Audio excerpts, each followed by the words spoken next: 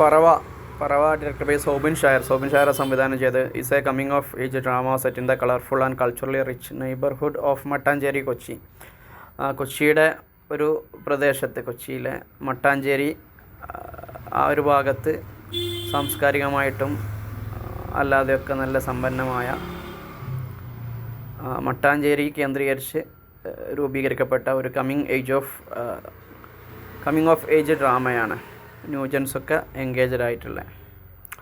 The film primarily follows Irshad. ഈ cinema focus ചെയ്യുന്നത് ഇർഷാദിനെ follow ചെയ്യാണ്. ഇച്ചാപ്പി ആൻഡ് ഹസീബ്, രണ്ട് ആൾക്കാരാണ്. Two school boys with a shared passion for pigeon racing, അതായത് പ്രാവുകളെ റേസിംഗ് പങ്കെടുപ്പിക്കുക. അവിടെയുള്ള ഒരു സ്പോട്ടാണ്. അതിൽ സവിശേഷ താല്പര്യമുള്ള രണ്ടാളുകളെ, അവരെക്കുറിച്ചാണ് കഥ കൈകാര്യം ചെയ്യുന്നത്. ബിലോവഡ് ലോക്കൽ സ്പോട്ട്, അതായത് ഈ പീജിയൻ റേസിംഗ് എന്ന് പറഞ്ഞാൽ പൊതുവെ സ്വീകാര്യത നേടിയ ഒരു പ്രാദേശിക മത്സരമാണ്. Their lives revolve around raising prized pigeons, competing in tournaments and nurturing their friendship, capturing the innocence, ambition and mischief of youth in a close-knit community.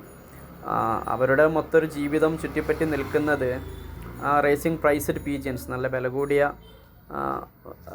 എന്താ പറയുക, പ്രാവുകളെയൊക്കെ സംഘടിപ്പിക്കുക, കോമ്പീറ്റിംഗ് ഇൻ ടൂർണമെൻറ്റ്സ്, അങ്ങനെ മത്സരങ്ങളിൽ പങ്കെടുക്കുക, നർച്ചറിങ് ദെയർ ഫ്രണ്ട്ഷിപ്പ്, അങ്ങനെ അവരുടെ ഫ്രണ്ട്ഷിപ്പുകൾ വളർത്തുക, നനച്ച് വളർത്തുക, ക്യാപ്ചറിങ് ദ ഇന്നസെൻസ്, അവരുടെ ആ ഒരു നിഷ്കളങ്കതയൊക്കെ ആസ്വദിക്കുക, അംബീഷൻ, അവരുടെ ആഗ്രഹങ്ങൾ, ആൻഡ് മിസ്ചീഫ് ഓഫ് യൂത്ത്, ആ ഒരു യുവത്വത്തിൻ്റെ കുസൃതികൾ, in a close knit community, ഒരു വളരെ അടുത്ത് ഇടപഴകി ജീവിക്കുന്ന ഒരു കമ്മ്യൂണിറ്റിയിൽ ഈ പറഞ്ഞ സംഗതികളൊക്കെ ഇതൊക്കെയായി ബന്ധപ്പെട്ടാണ് അവരുടെ ലൈഫുള്ളത് എന്നാണ് പറഞ്ഞത്. Running parallel to the boys story, ഈ കുട്ടികളുടെ കഥയ്ക്ക് സമാന്തരമായിട്ട് വേറൊരു കഥ ഉണ്ട്.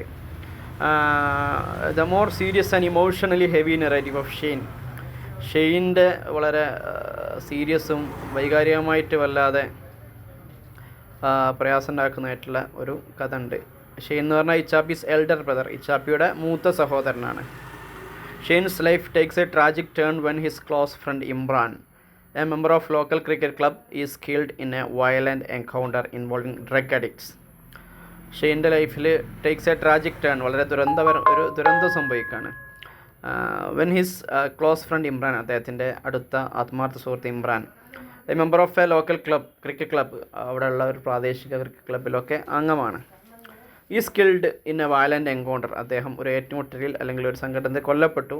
ഇൻവോൾവിങ് ഡ്രഗ് അഡിക്ട്സ്, അതായത് മയക്കുമരുന്നിന് അഡിക്റ്റായ ആളുകൾ തമ്മിലൊക്കെയുള്ള ഒരു സംഘടനത്തിൽ അദ്ദേഹം കൊല്ലപ്പെടുകയാണ്. This incident leaves Shane devastated, ഈ ഒരു സംഭവം, ഈ ഒരു ജ്യേഷ്ഠൻ്റെ മരണം ഷെയ്നെ വല്ലാതെ അസ്വസ്ഥപ്പെടുത്തുന്നു, ആകെ തകർന്ന് തരിപ്പണമാക്കുന്നു. Struggling with grief and isolation, ഈ അങ്ങേയറ്റത്തെ ദുഃഖം കൊണ്ടും ഏകാന്തത കൊണ്ടൊക്കെ ഷെയ്ന് പൊരുതുകയാണ്. And strains his relationships with friends and family, അതായത് ഈ സംഭവത്തോടു കൂടി തന്നെ കൂട്ടുകാർ കുടുംബമൊക്കെ ആയിട്ടുള്ള ബന്ധങ്ങളിലൊക്കെ വീഴ്ച വരികയാണ്, വിള്ളൽ വരികയാണ്.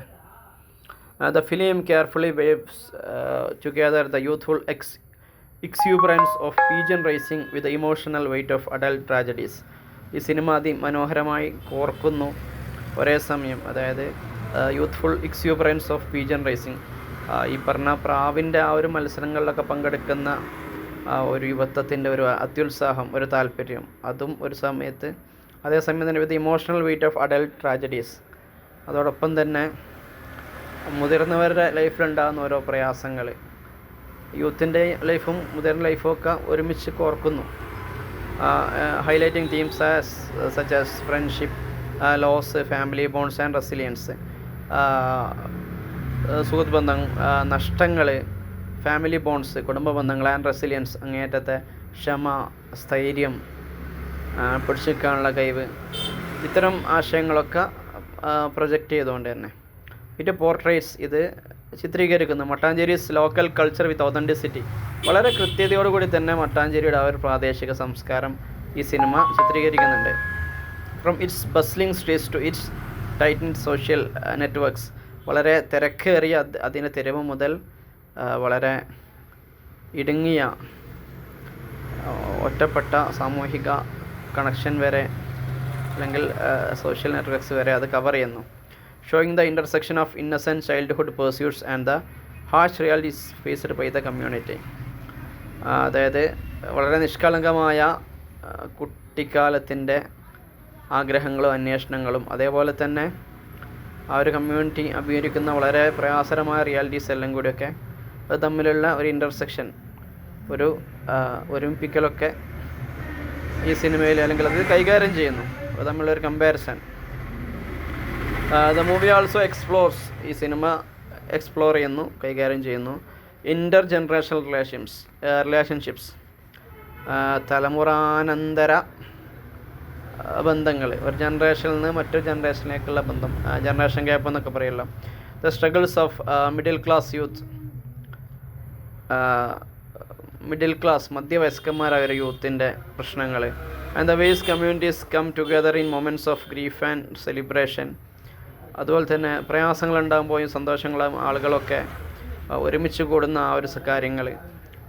Dulquer Salman makes A cameo as Imran, lending both gravitas and emotional resonance to the story.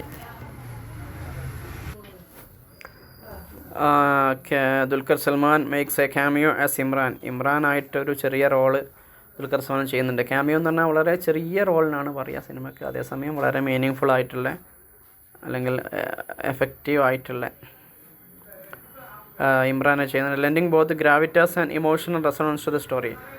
കഥയ്ക്ക് അതിൻ്റെ വൈകാരികമായിട്ടുള്ള ഒരു പ്രതിഫലനവും ഒരു ഇമ്പാക്റ്റും അതോടൊപ്പം തന്നെ അതിൻ്റെ ഒരു സീരിയസ്നെസ്സും ഒക്കെ കൊടുത്തുകൊണ്ട് തന്നെ ഓവറോൾ മൊത്തത്തിൽ Parava is a heartfelt narrative. അത് വളരെ ഹൃദയഭേദകമായ ഒരു ആഖ്യാനമാണ്. That blends local traditions, childhood innocence and human vulnerability into a compelling cinematic experience. That blends, അത് ഒരുമിച്ച് കൂട്ടുന്നു ലോക്കൽ ട്രഡീഷൻസ്, അതായത് മിക്സാക്കുന്നു പ്രാദേശികമായിട്ടുള്ള ചില ആചാരങ്ങൾ, ചൈൽഡ്ഹുഡ് ഇന്നസെൻസ് കുട്ടിക്കാലത്തുള്ള ആ ഒരു നിഷ്കളങ്കത, ആൻഡ് ഹ്യൂമൻ വൾണറബിലിറ്റി മനുഷ്യൻ്റെ ഒരു നിസ്സഹായ അവസ്ഥ, എന്തെങ്കിലും പ്രശ്നങ്ങൾ വരുമ്പോഴൊക്കെ മനുഷ്യൻ്റെ ഒരു ഒതുങ്ങിപ്പോവൽ അല്ലെങ്കിൽ വൾണറബിൾ ആവുന്നൊരവസ്ഥ. Into a cinematic compelling cinematic experience, അതൊരു വളരെ നമ്മളെയൊക്കെ പ്രേക്ഷകരെ പിടിച്ചു കുലുക്കുന്ന ഒരു സിനിമാറ്റിക് എക്സ്പീരിയൻസ് ആയിട്ട് നരേറ്റ് ചെയ്യുന്നു. ഓക്കെ.